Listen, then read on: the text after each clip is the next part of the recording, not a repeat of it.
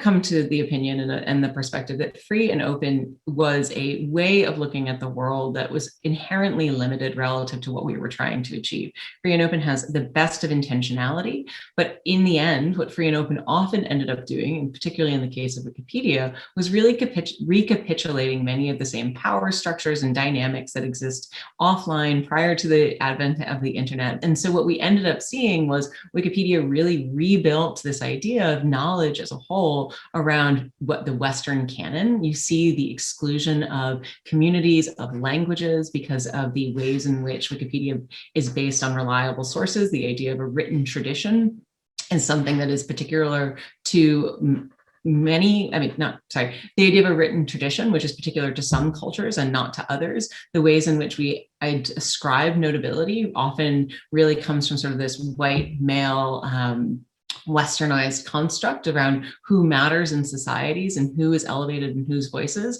And so some of these ideas of sort of this radical openness really did not end up with the intention really did not end up living into the intentionality of what openness can be. The fact of the matter is that most written knowledge today has been written by white, colonial, European, North American men. And so one of the things that we're really focused on is how do we think about correcting the record? How do we think about writing people into history? How do we think about writing people into the present who haven't been represented in the same way? Knowledge, when we talk about knowledge for the whole world, it needs to be reflective of the whole world. And so one of the first things we do is we measure the gaps. Who is missing on Wikipedia? Women are missing, people of color are missing, people from the global South are missing, indigenous communities are missing, the history of Black Americans is missing from Wikipedia. Then we think about who's doing this work today and how can we support them? And it's not just about, say, for throwing money at the problem. It's also about going directly to these communities and saying, what do we need to change about ourselves?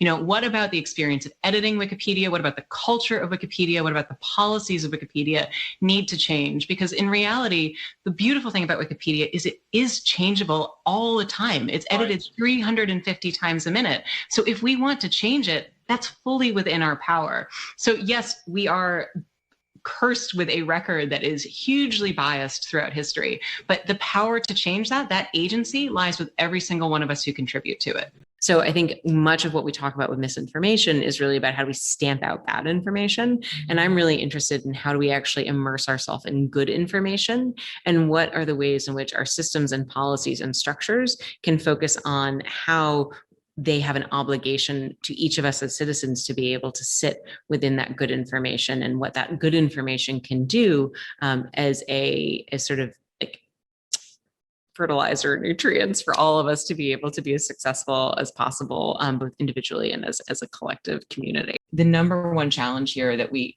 see and is, of course, the First Amendment in the United States is a fairly robust protection of rights.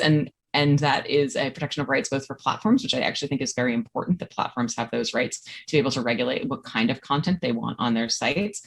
But it also means that it is a little bit tricky to really address some of the real challenges of where does bad information come from and sort of the influence peddlers who have made a real market economy around it. But what about the hard things, the places where we are prone to disagreement, say politics and religion?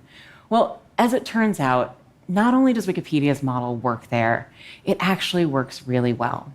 Because in our normal lives, these contentious conversations tend to erupt over disagreement about what the truth actually is. But the people who write these articles, they're not focused on the truth. They're focused on something else, which is the best of what we can know right now. Our disagreements tend to erupt over what the truth of the issue actually is. Conversations about politics and religion are difficult conversations on Wikipedia too. But one of the most significant differences, critical for moving from polarization to productivity, is that the Wikipedians who write these articles aren't actually focused on finding the truth. They're working for something that's a little bit more attainable, which is the best of what we can know right now.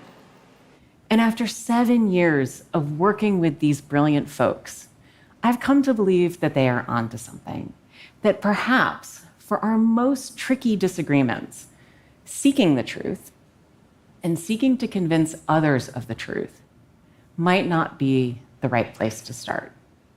In fact, our reverence for the truth might be a distraction that's getting in the way of finding common ground and getting things done. And after 7 years there, I actually believe that they're onto something. That for our most tricky disagreements, seeking the truth and seeking to convince others of the truth isn't necessarily the best place to start. In fact, I think our reverence for the truth might have become a bit of a distraction that is preventing us from finding consensus and getting important things done. Now, that is not to say that the truth doesn't exist, nor is it to say that the truth isn't important. Clearly, the search for the truth has led us to do great things, to learn great things. But I think if I were to really ask you to think about this, one of the things that we could all acknowledge is that part of the reason we have such glorious chronicles to the human experience in all forms of culture is because we acknowledge there are many different truths. We also know that the truth is something of a fickle mistress, and that the beauty of the truth is actually often in the struggle. It's the reason that we have so many sublime chronicles of the human experience, because there are so many different truths to be explored. And so in the spirit of that, I'm certain that the truth exists for you, and probably for the person sitting next to you. But this may not be the same truth. This is because the truth of the matter is very often, for many people, what happens when we merge facts about the world with our beliefs about the world. So we all have different truths.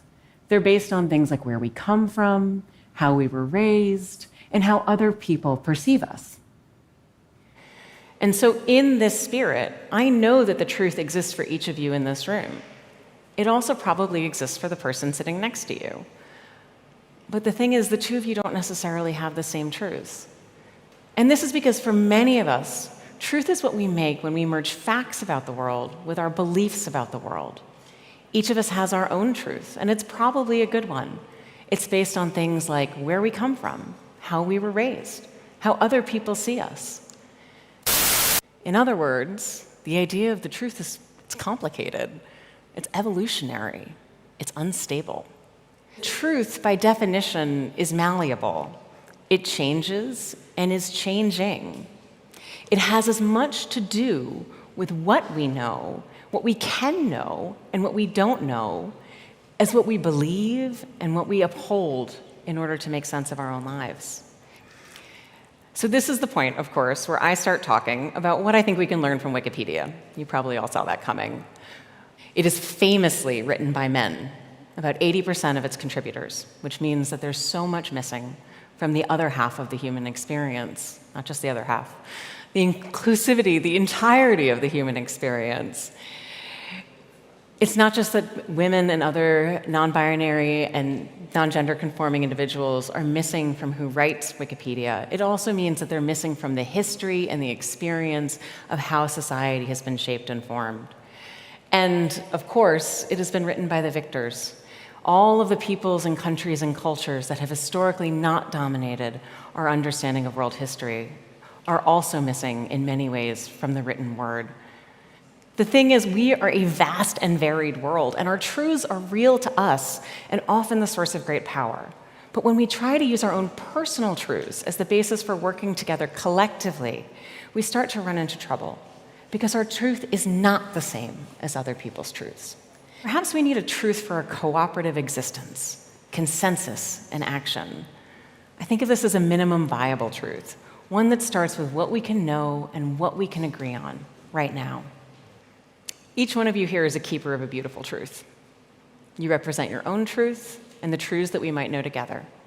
I want to honor these, whatever they might be, wherever they are. They have a place in this world in pursuit of art and community and understanding. This never happened before on the show. I have a namesake in the news. Katherine Maher is her name. I think that's how she pronounces it, although I kind of wish she pronounced it differently. And Andrew Sullivan wrote a column today called "Katherine Maher is not a liberal," and I agree. I mean, she's a Portlandia character. I mean, She says things like, sure, looting is counterproductive.